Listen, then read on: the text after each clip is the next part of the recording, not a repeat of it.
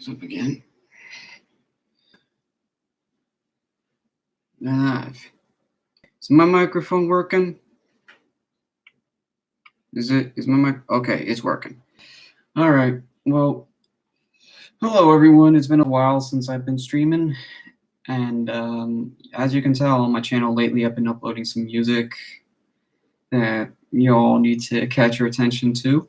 But before I dig into the subject of today's stream, I want to give a big announcement that I have been invited by Jason Saylor. You will know his YouTube channel as Grind for Christ 777, and like I reached out to him asking if he had any CDs for sale, and after we talked things over, because I'm not going to give away any personal information, we don't need that. He invited me to submit lyrics for a new Chains of Bondage album that he is working on. The last album he released was in 2010. It was called PBJ on a Thursday afternoon. You can find that on Bandcamp, and I don't know, it was the last one. I think I might upload that onto YouTube. All right, I might. And it was almost 10 years ago that album was released, so so that you all know what I'm talking about, I'm going to add a link to his channel in the chat section. Just give me a minute. Usually when I'm live streaming, everything else goes pretty slowly.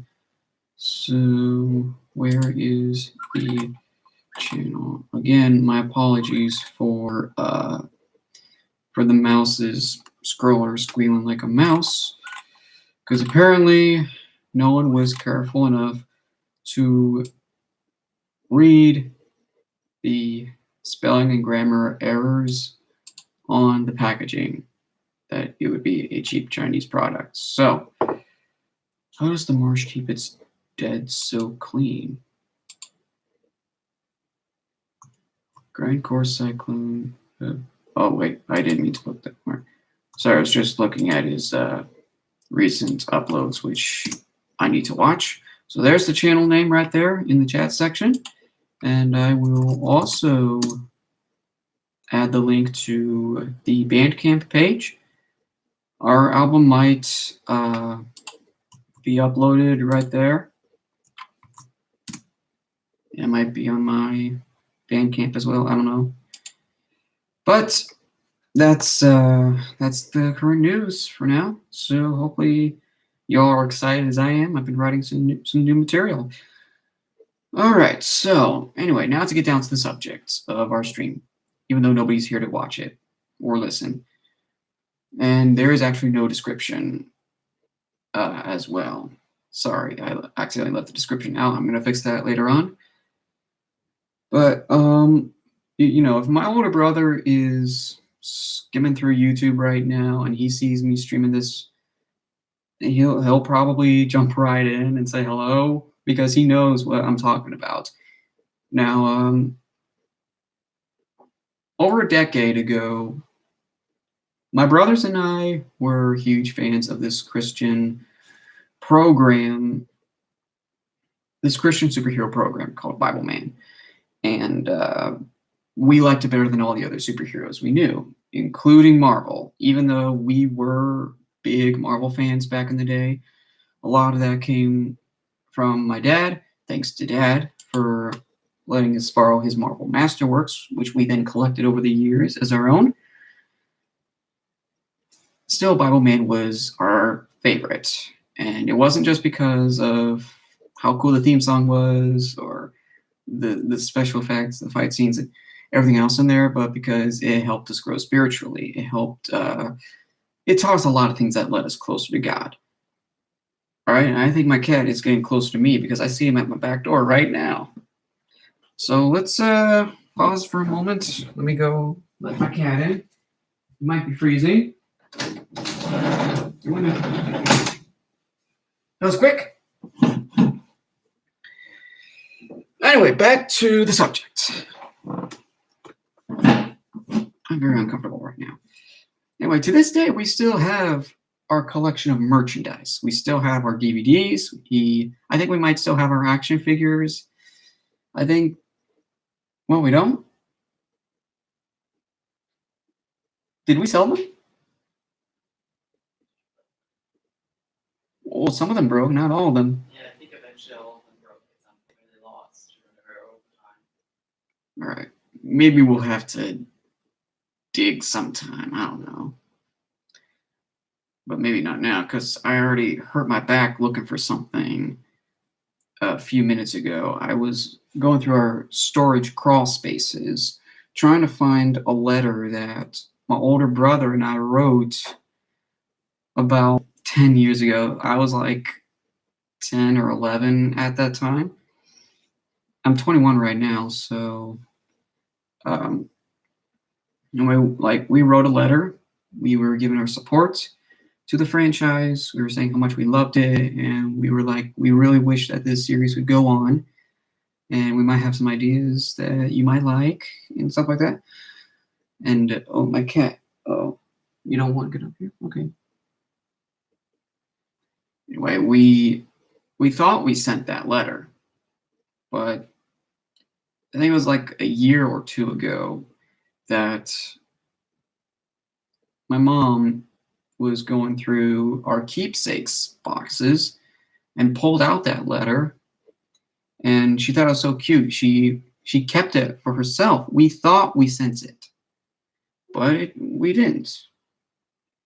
Turns out Mom had it in the keepsakes box the whole time. And if that letter had gotten sent out, then the series would have actually continued. I don't know, my little brother says otherwise. And now I can't find the letter. I searched, hurt my back, trying to find it. I couldn't find it anywhere, which is a darn shame. I think my older brother has it in his keepsakes box. I can't find his box anywhere because he might have taken it with him when he moved out a couple of years ago. It was last year he moved out, and he might have taken the box with him, therefore taking the letter with him. I'm going to have to ask him sometime. But now my cat is on my lap. Give me lots of love because he just came in and he wants to be warmed up. And this cat was like 2 years old, 2 or 3, maybe 2, when we wrote that letter. And I forgot how old he is. I can't calculate right now because I gotta stay on topic. But yeah, it was a darn shame that the series ended in 2010. Then it got the CGI reboot in 2016, which didn't last as long as the live action show. In 2017, it was around the time I turned 19.